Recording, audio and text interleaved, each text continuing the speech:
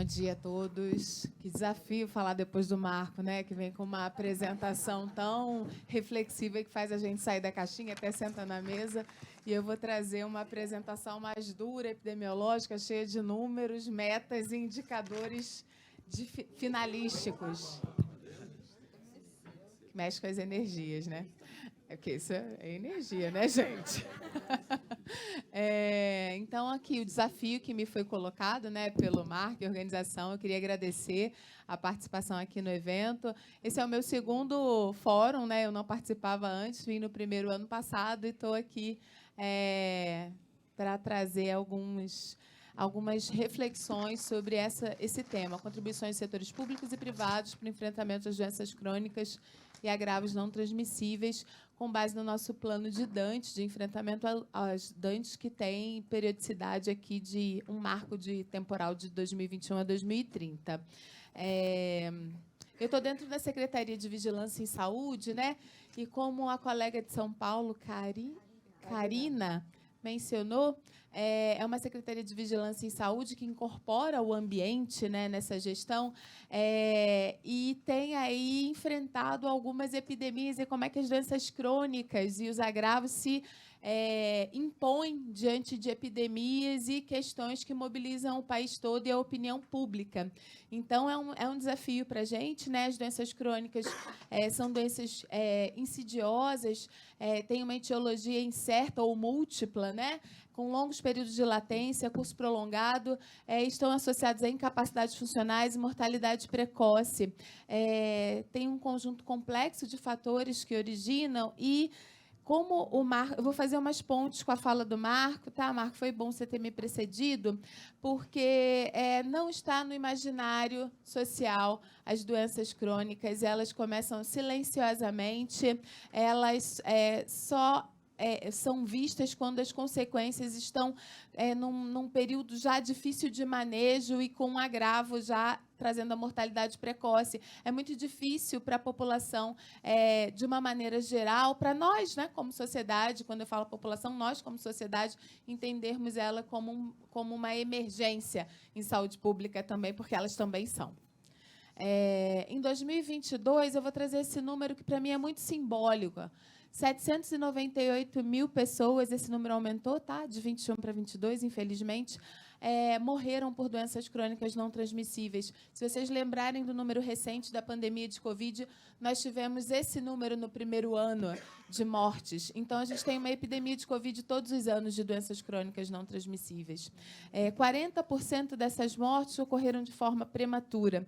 E aqui tem as taxas de mortalidade por habitante. Quando a gente olha o ranking de mortalidade proporcional, a gente tem que de 1 ano até 39 anos, né, as crianças e os jovens do nosso país, a população economicamente ativa e os jovens, as crianças, estão morrendo por causas externas.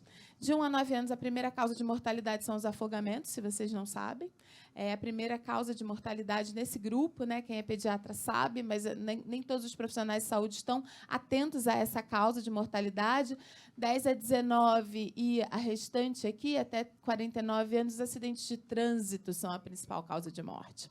A gente tem aí uma epidemia de acidentes de trânsito, em especial dos motociclistas, que, numa ocasião outra, a gente pode aprofundar. Mais de 50 anos em diante, a gente tem aí o nosso ranking conhecido das doenças do aparelho circulatório, neoplasias e doenças do aparelho respiratório. Aqui é a taxa de mortalidade prematura. Eu vou trazer alguns dados, tá? De doenças crônicas não transmissíveis. De 2020 a 2022, ela vem caindo, tá, gente? Ela vem caindo na média do país, mas se vocês olharem em azul, a região centro-oeste está estagnada, não tem uma queda, e a região norte, até nos últimos anos, ela teve um leve aumento da mortalidade por doença crônica não transmissível de maneira prematura.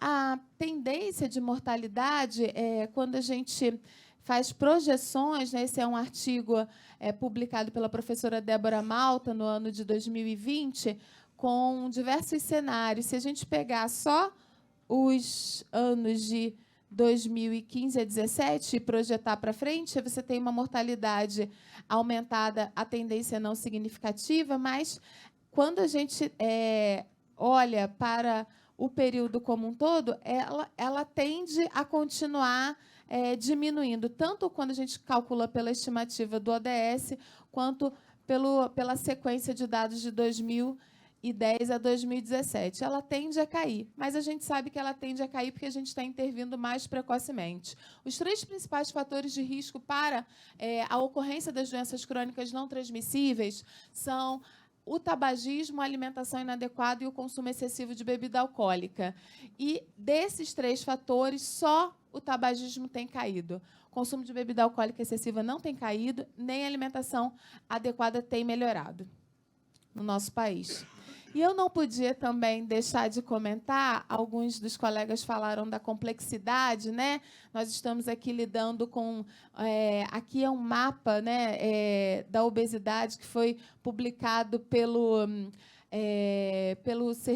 sistema de saúde inglês, né, trazendo a complexidade da ocorrência dessas doenças. Então, intervir sobre alguns fatores não significa que intervindo individualmente a gente vai ter um sucesso, porque eles interagem entre si e eles têm diversos determinantes de diversos níveis, como o Marco também comentou. Esse é um exemplo para a obesidade, esse é um exemplo de um artigo nacional para a doença cardiovascular, quem tiver interesse, publicado por pesquisadores do ELSA Brasil, trazendo também a complexidade, a magnitude, a interação, onde a gente tem fatores como a genética, mas também o sistema de saúde, os sistemas regulatórios, a sociedade ou o bem comum social, como foi citado, mas a gente tem um conjunto de outros subsistemas aí que estão interagindo para produzir o resultado que a gente tem observado.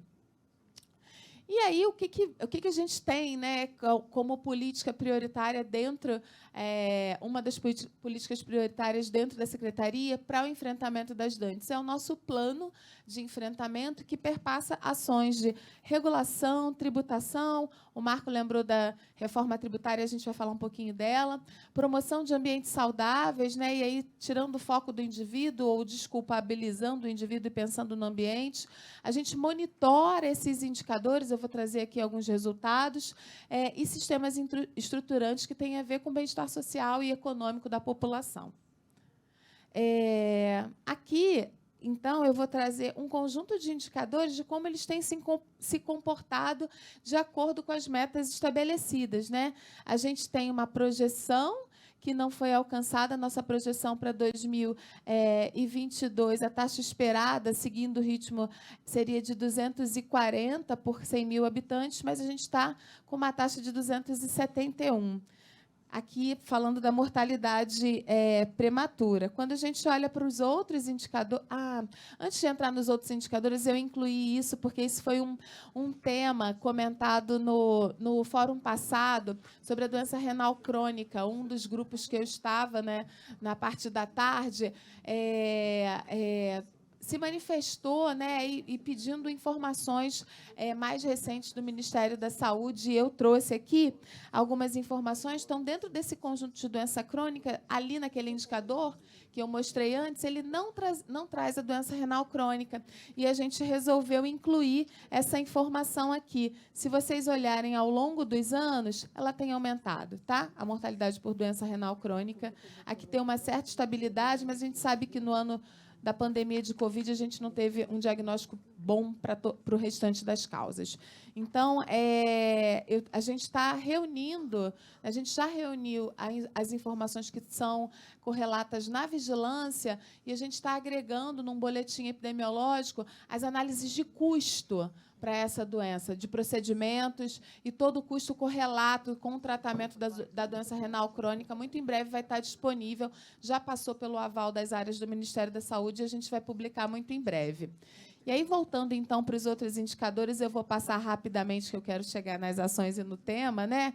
Mas aqui a gente tem que a nossa meta sobre obesidade, ela também não foi atingida. né? A meta para a promoção da atividade física no lazer também não foi atingida, a gente ainda está abaixo do que a gente precisa para melhorar os indicadores. O consumo de frutas e hortaliças a gente não atingiu no Brasil, né? Aqui, o consumo de alimentos ultraprocessados é o único indicador que ele está mantendo estabilidade, ele não tem aumentado, tá? Ele está aqui numa proporção aqui de 18%. O consumo de refrigerantes ele tem caído, mas a gente sabe que o indicador do Vigitel ele está monitorando a bebida açucarada só por refrigerante, e a gente sabe que houve um deslocamento, né, do refrigerante para outras bebidas açucaradas, como mate, sucos artificiais. O consumo abusivo de álcool, que vem aumentando e a gente também não atingiu a nossa meta, chama atenção no período pós-pandêmico, tá, gente? As mulheres aumentaram muito o consumo excessivo de álcool, é o grupo que mais teve aumento na população. O tabagismo, que eu falei que é o indicador que vem caindo, né? Embora que a gente não tenha atingido a meta era que a gente estivesse com 8,2%. Ele está em 9,3%. A gente sabe que tem uma inserção de um outro componente aí, que é o dispositivo eletrônico de fumar, né? A gente teve um sucesso na Anvisa com a proibição, né? A manutenção da proibição desses dispositivos, mas a gente sabe que aí a gente tem um problema à frente para fiscalizar e orientar a população sobre esse fator de risco. Queria falar um pouco do que a gente está fazendo. Eu vou falar muito rapidamente, né, que meu tempo está terminando, mas a gente tem monitorado esses fatores de risco ainda, Marco, com a visão dos indicadores finalísticos, né? Na Pesquisa Nacional de Saúde, a gente até tem uma amplitude de questões sociais, apoio social e outras dimensões da saúde como um todo, mas nas nossas pesquisas a gente tem incorporado realmente indicadores que são os fatores de riscos clássicos, né? E eu quero falar do Vigitel um pouquinho. Também foi fruto da discussão do fórum passado a questão do sono, né? E a gente incorporou para o ano que vem questões de sono em nível nacional. Nós vamos ter informações sobre insônia, apneia do sono e duração do sono no Vigitel. O Vigitel vai passar para ser representativo para os estados, tá? A gente tem hoje, até o ano de 2023, a representação para capitais, mas a gente vai fazer a representação para estado, então capital e interior, o que é um avanço também para essa pesquisa. Aqui a gente atuou muito na reforma tributária. Foi a pauta de trabalho de advocacy do ano passado. A gente trabalhou, o Eduardo Nilson está aqui, que estava junto com a gente, Ana Maia, diversas instituições, a CT. A gente trabalhou muito para tentar influenciar em quais são os produtos nocivos à saúde. Então, a gente saiu ontem, né? Anteontem, Mar? Ontem. Porque tudo acontece tão rápido, né, que a gente fica meio perdido. A lei complementar, então, a gente... A proposta que sai do Executivo inclui, para o imposto seletivo para sobretaxação, produtos fumígenos, então, todos eles, né? As bebidas alcoólicas, todas elas, inclusive a cerveja, que foi um avanço, e os alimentos ultraprocessados ficaram restritos às bebidas açucaradas. Não foi exatamente o que a gente propôs, mas eu acho que é um passo, né, nesse caminhar aí de regulamentação. E aqui outras medidas, como a criação da Cesta Básica Nacional, que vocês acompanharam por meio de decreto, novas pesquisas que a gente está planejando, a realização de uma pesquisa nacional de saúde mental. O TED já está firmado com a Federal do Espírito Santo, que vai a campo ainda esse ano. Uma pesquisa que está sendo desenhada para crianças de 6 a 12 anos. Várias outras iniciativas que eu não vou me ater, mas entornos saudáveis, um caderno de indicadores para trabalhar o plano de Dante. A estratégia de prevenção da obesidade no Brasil está sendo construído um plano para 2024 e 2034, intersetorial. Um monitoramento de dados da atenção primária, não só os fatores de risco, mas também como a morbidade e outras questões estão acontecendo na atenção primária do país. E aí um conjunto de documentos que eu não vou entrar para eu gastar meus últimos minutos nas contribuições que esse fórum e os setores que estão aqui podem dar. Como o terceiro setor e o setor privado podem fazer essa convergência na agenda de prioridades que a gente... já vou finalizar. Na agenda de prioridades e a gente não ficar correndo em linhas paralelas, como o Marco falou, né? A gente tem um conjunto de ações que podem ser desenvolvidas na atuação comunitária, na assistência e apoio social, ou seja, nos determinantes sociais de doença, dentro dos seus setores, a capacitação e educação e o advocacy, mas o advocacy, né, para interesses comuns da saúde pública. Então, a gente precisa convergir tanto no terceiro setor como no setor privado.